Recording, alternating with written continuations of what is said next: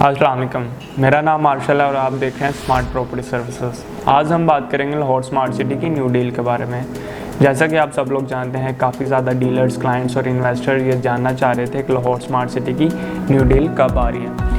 Lahore smart city की finally new deal आ रही है, जिसमें लॉन्च किए जाएंगे कमर्शियल्स 2.66 मरला और 6 मरला, जो कि मुहर्रम के फ़ौरन बाद लॉन्च किए जाएंगे। जैसे कि आप सब लोग जानते हैं, लाहौर स्मार्ट सिटी कोई भी न्यू डील आती है उस पर स्टार्टिंग पे ही ऑन चलता है। तो इसी तरह कमर्शियल्स की जो न्यू डील आ रही है उस पर अच्छा खासा ऑन चलेगा। तो अगर आप अपनी इन्वेस्टमेंट को सिक्योर और डबल करना चाह रहे हैं तो आज ही दिए गए नंबर्स पर रब्ता करके अपनी इन्वेस्टमेंट को सिक्योर बना सकते हैं। मज़ीद मालूमात के लिए चैनल को सब्सक्राइब कर दें। मिलते हैं अपनी नेक्स्ट वीडियो में। अल्लाह हाफ़िज़।